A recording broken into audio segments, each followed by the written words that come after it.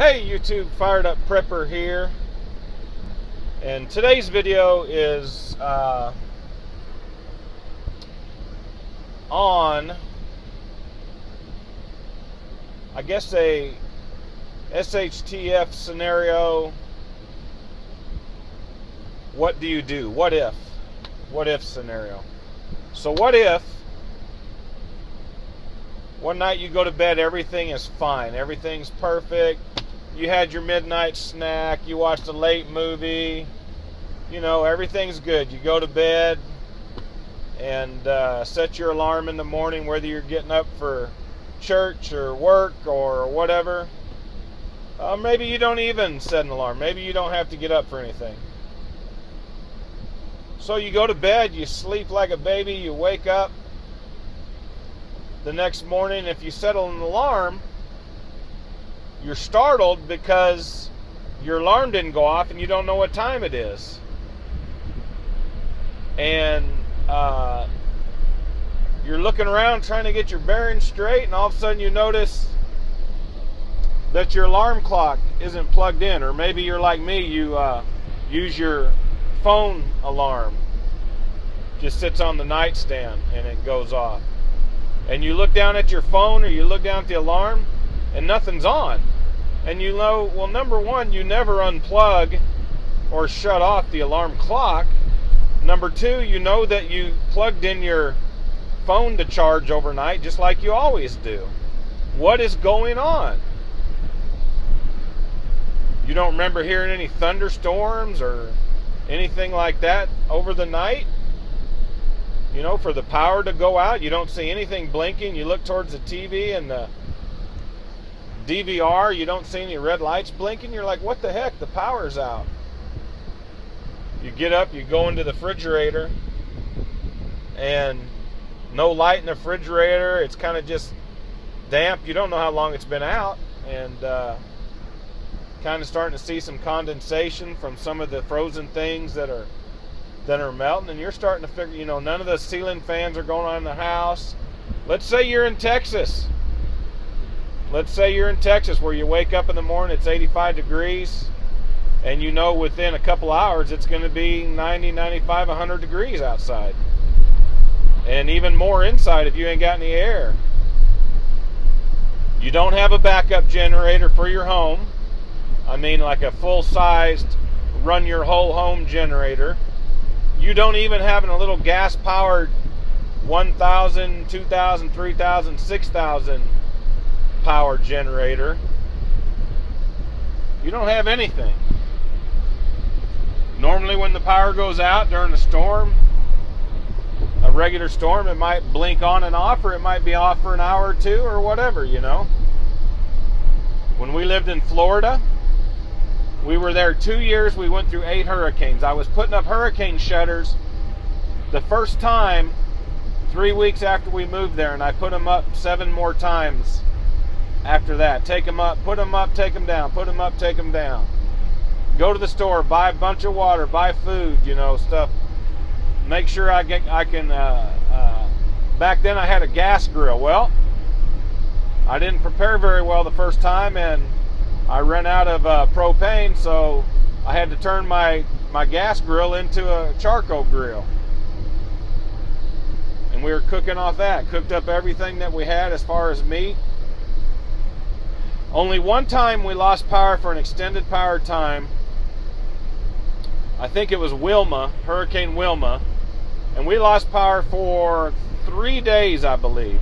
Which still isn't bad. Some people were out of power for weeks. Florida, still very hot. Very, very humid. So, you know, I mean, we were roughing it. Had no idea of prepping or getting ready for anything. That kind of woke me up a little bit, though, because after that we always, I didn't call it prepping back then, just being ready. You know, we made sure that we had charcoal on hand and lighter fluid and, you know, plenty of whatever, you know, just water, and so if the electricity went out, we'd be okay. So anyway, getting back to the video, that's just my little story. So you wake up, everything's off, nothing's on, you're in Texas, it's 85 degrees already in the morning, You look at your thermostat. Well, your thermostat isn't on because it's not. There's no electricity. Let's say it's run on batteries, just regular batteries. There's no chip or anything in it. And let's say you get a reading, and the reading is like 85 degrees already. You know, let's say it's 9, 10 o'clock in the morning. House is already starting to feel a little warm because normally you keep it at, 72, 70 degrees, whatever your comfort level is. And you're like, what the heck? What's going on? Can't call anybody. You can't turn the TV on. Radio doesn't work. Well, let's say maybe you have a radio that doesn't have a chip or anything like that, circuit board in it, and it runs on batteries. Maybe you can get something. So anyway, you have no idea what's going on. You look out the window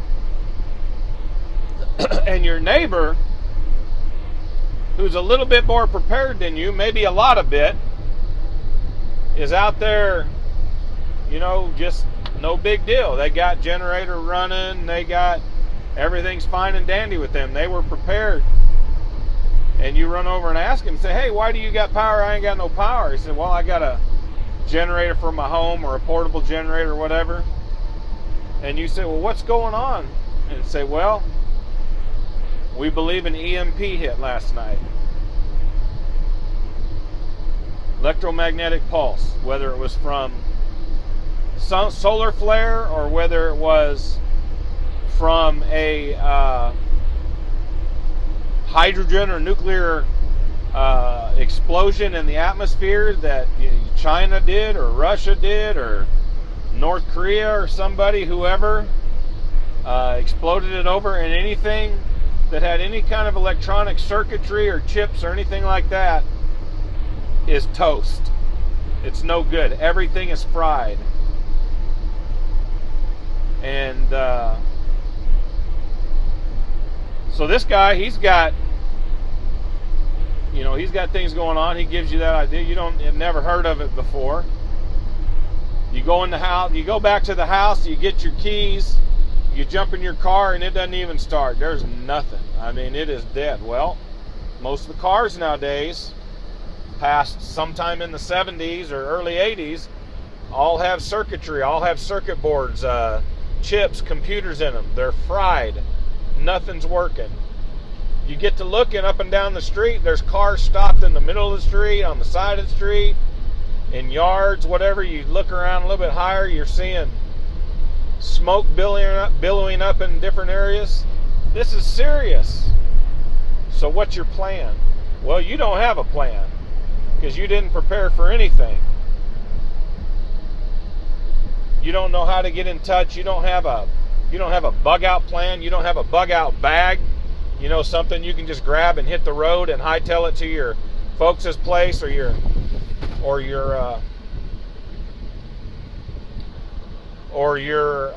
sister and brother's house, or your friend's house. You don't have anything. I mean, you can take off walking. You just ain't gonna have no protection. You ain't gonna have no food and water. You're just not gonna have anything. So,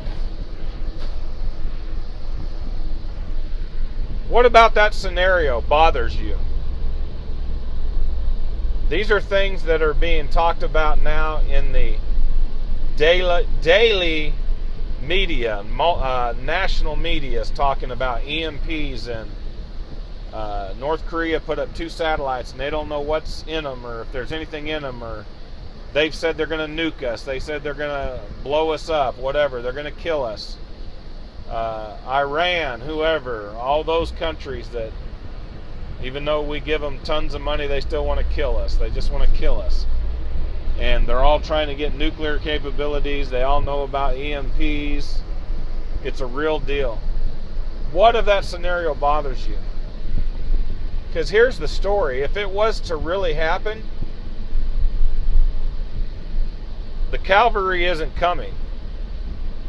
The cavalry is not coming. FEMA's probably not coming. The government's not coming. What's going to be coming is looters, ravagers,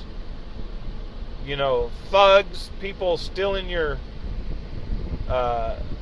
food, your water, whatever. If you have anything in your home, your money, whatever, they're just coming to get it. You've seen the news when some of these riots have taken place and the people immediately go to stores and start looting. It's free merchandise time. Well, imagine when these people start getting hungry 2 or 3, 4, 5 days down the road. They have no water, they have no food. What do you think they're going to do? The stores are already cleared out. Forget that.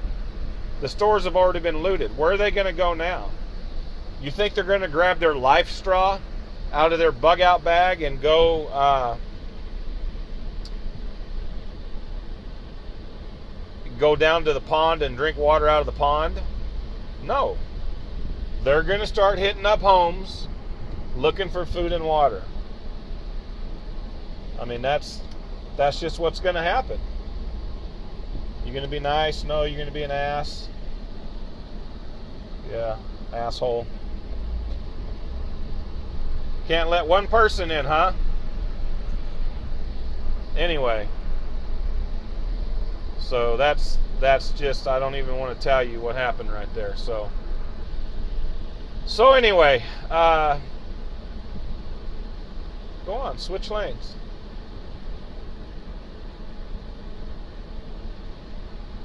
Anyway, I'm driving, I'm at work, and there's an accident or something up here, and traffic slowed down, and of course, young kid coming by, he don't want to let nobody in. Usually when you are in a situation like that, let one car go, let one car go, let one car go, and he doesn't know that. So anyway, sorry about that. This is real, this is live, this is unedited. Anyway, to get back on point, how would that scenario make you feel if that really, like I said, the cavalry's no one's coming to help you. The only ones that are going to come are the bad people. So you gotta start thinking and how you, because you really have no clue of how bad at this point. You have no clue. But I'm telling you, if it were to happen for real, that it's not going to be fixed overnight. As far as the electrical grid, you're talking about the total electrical grid in the United States, or most of it being totally shut down. All the items that need to be replaced and fixed to get it back up and going. A lot of that stuff I've heard is made overseas. Be years, many months to years before. I mean, so, if something that bad happened, you're getting thrown from modern day age, having all the luxuries you can possibly imagine, vehicles, your homes, everything, all the electrical items are all gone. No lights. You don't even have lights. Do you have one candle in your home? Do you have one flashlight in your home with an extra set of batteries? Probably not. If you were not expecting, if you're not awake enough to be getting prepared.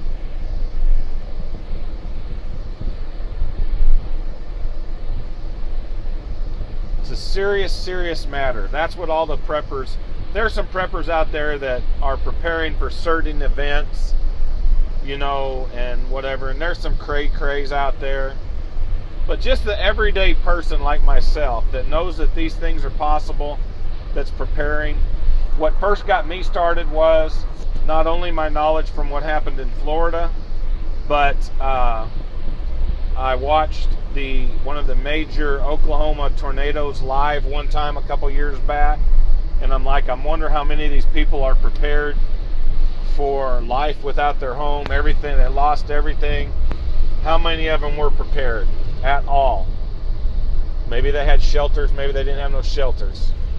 The other thing was the Doomsday Prepper show, also, that I watched. Then I started following some people on YouTube. Very knowledgeable people, preppers that have been prepping for years and years. Because we're not saying it's going to happen tomorrow or the next day or the next week or the next month or even year. We don't know. If it's a financial collapse and you've seen other countries where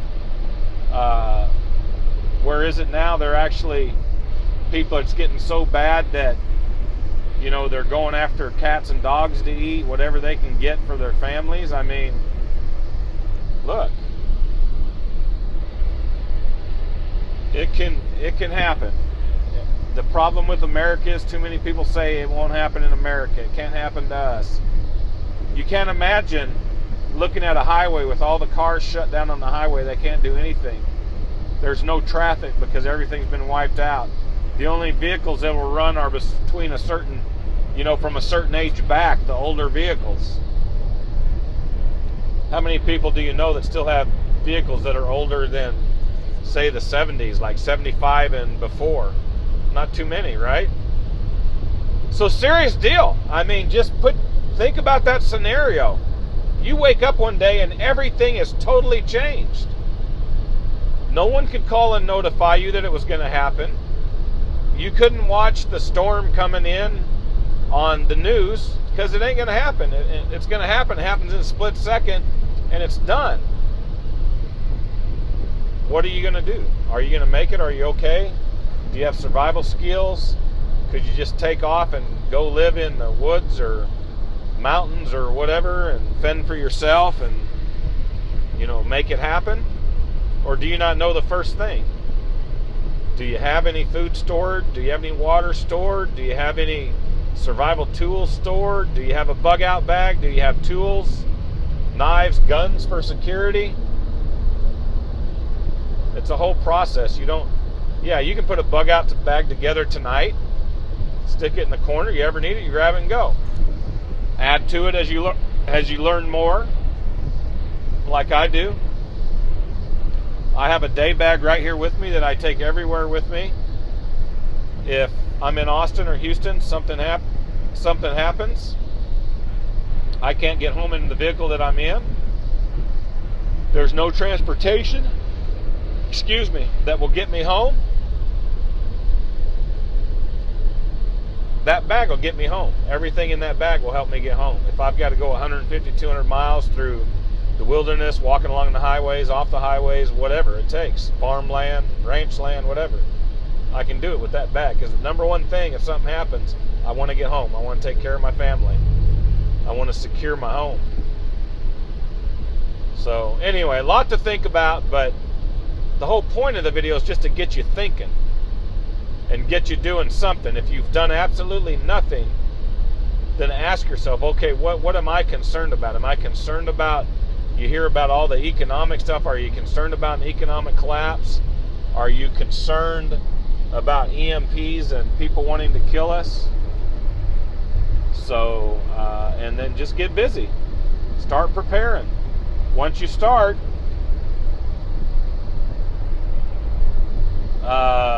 you'll feel a lot better. You'll feel a lot better because you'll know that if something happens, boom, you're ready. You know what's going on. And the thing that I didn't talk about is communications. I mean, if an EMP hits and stuff like that, and it wipes out all the phones and everything, you need to learn about Faraday cages and where you can store like extra phones or ham radio equipment, whether, whatever type radio, whatever you need. Ham radio is very important.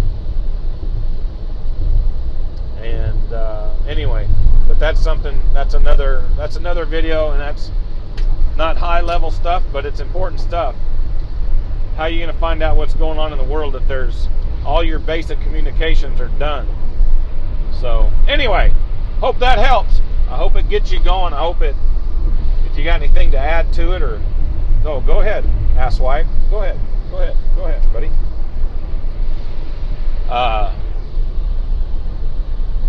Comments below, subscribe to the channel, and we'll see you on the next video. Stay fired up, stay focused, keep on prepping.